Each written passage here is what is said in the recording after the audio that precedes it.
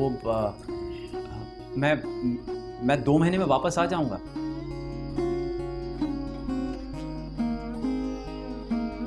प्रतिभा, मैं तुम्हें वहाँ से चिट्ठी लिखूंगा, तुम भी लिखना। हाँ, मैंने सुना है कि मेरी कंस्ट्रक्शन साइट के पास ही एक ऑफिस है, बस 2-3 किलोमीटर दूर है। मैं वहाँ पे चला जाऊंगा और तुम जोशी अंकल के घर से मुझे फ़ोन करना। और पम्मी आंटी से थोड़ा बच के रहना। वो उनको आदत है कि दूसरे कमरे में जाके लोगों की बातें सुनती है। तो तुम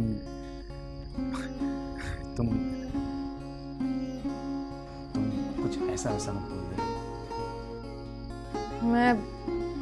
मैं ऐसा भी क्या बोलने वाली हूँ?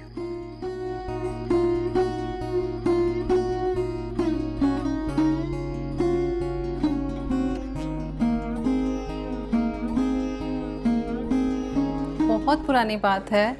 हमारी शादी को 4 ही महीने हुए थे। हमारी अरेंज मैरिज हुई थी। और वैसे तो उस टाइम सबकी अरेंज मैरिज होती थी।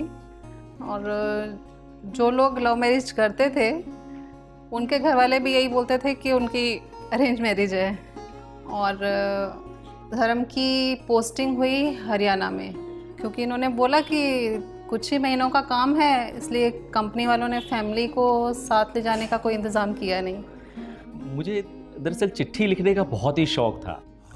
मैं तो जो है बैठे बैठे थोड़ी देर में ही जो है 3-4 पन्ने भर डालता था इनके लिए कि यहाँ क्या चल रहा है, कौन लोग हैं, कैसे लोग हैं, खाना कहाँ खाते हैं, कैसा खाना मिलता है। और बातों ही बातों में मैं इनको बोल देता था कि मैं इनके खाने को कितना मिस करता हूँ, इनको कितना मिस करता हूँ। लेकिन इसकी तरफ से जो है कभी कुछ ऐसा मुझे मिला ही नहीं जवाब जिसमें मुझे लगे कि ये भी मिस कर रही है।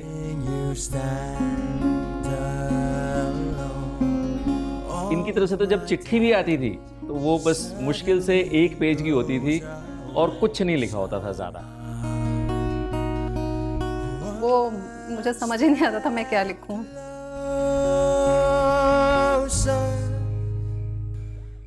हमको मिली है आज घड़ियां नसीब से। मुझे लगता था कि कहीं ऐसा तो नहीं कि ये मुझसे प्यार ही नहीं करती है। फिर मुझे लगता था कि नहीं, शायद मैं ही गलत हूँ, क्योंकि शादी के 2-3 महीने बाद ही तो मैं यहाँ पर आ गया था। So I think I can't blame her for this.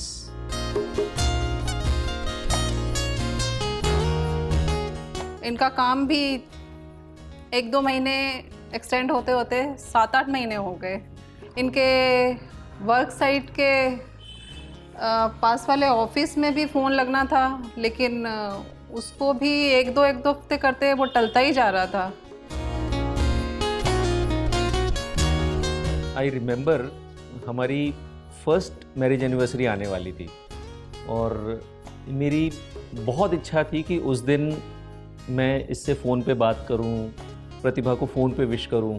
और अच्छी बात ये थी कि हमारे हेड ऑफिस में फ़ोन भी लग गया था। मैंने स्पेशली इसको चिट्ठी लिखी, फ़ोन नंबर दिया और इसे कहा कि एनिवर्सरी वाले दिन शाम को 4-5 बजे के करीब मुझे फ़ोन कर लेना। पर इसका कोई जवाब ही नहीं आया। मुझे लगा कि शायद ये इसको पसंद नहीं है ऐसी बातें।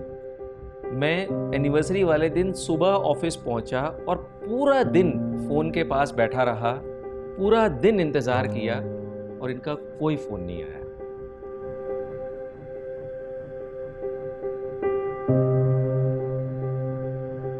मैं बहुत उदास था उस दिन, बहुत परेशान था। इनफैक्ट मैं अपने आप को तसल्ली देने लगा कि कहीं ऐसा तो नहीं कि चिट्ठी मिली ना हो।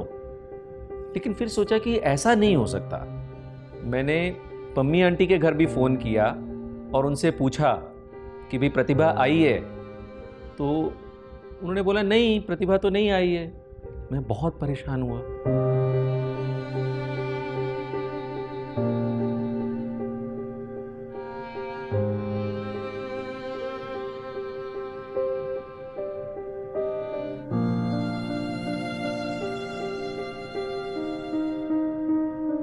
उसके कुछ दिन बाद ही मुझे एक टेलीग्राम मिला और उसमें लिखा था 27 मई 6 PM फ़ोन कॉल।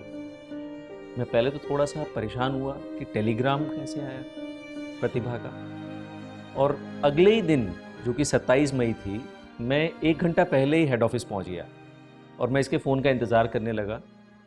सही 6 बजे फ़ोन की घंटी बजी, प्रतिभा का फ़ोन था, और जैसे ही मैंने यहाँ से हेलो बोला, ये फूट फूट कर रोने लगी।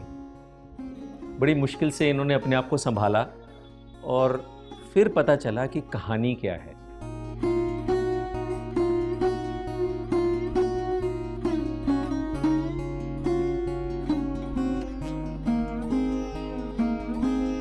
आई यूज़ टू मिस धर्म, बट मैंने इन्हें कभी बताया नहीं था। इन्होंने भी मुझे कभी कुछ नहीं कहा, लेकिन इनकी लिखी हुई चिट्ठियों की इम्पोर्टेंस मेरे लिए बहुत बढ़ गई थी और इंतज़ार भी बहुत बढ़ गया था। It became so precious for me कि मैं रोज़ पोस्टमैन का इंतज़ार करती थी। इनकी चिट्ठियों से ही मुझे पता लगा कि इनका काम और कुछ महीने एक्सटेंड हो गया है, तो मैंने भी एक तरकीब अपनाई।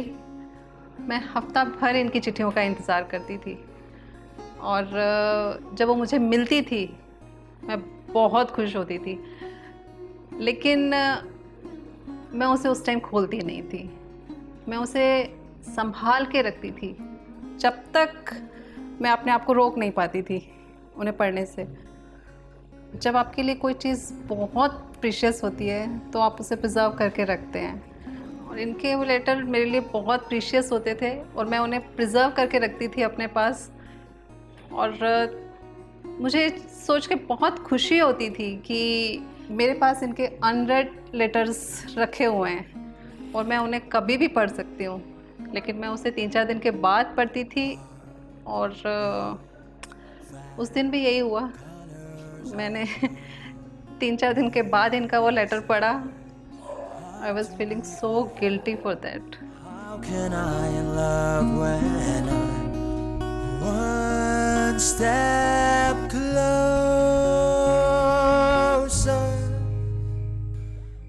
पास आइए कि हम नहीं आएंगे बार बार,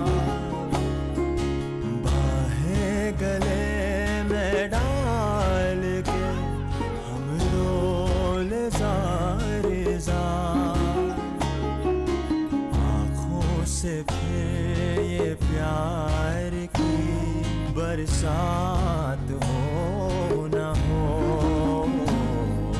शायद फिर से जन्म मुलाकात हो न हो।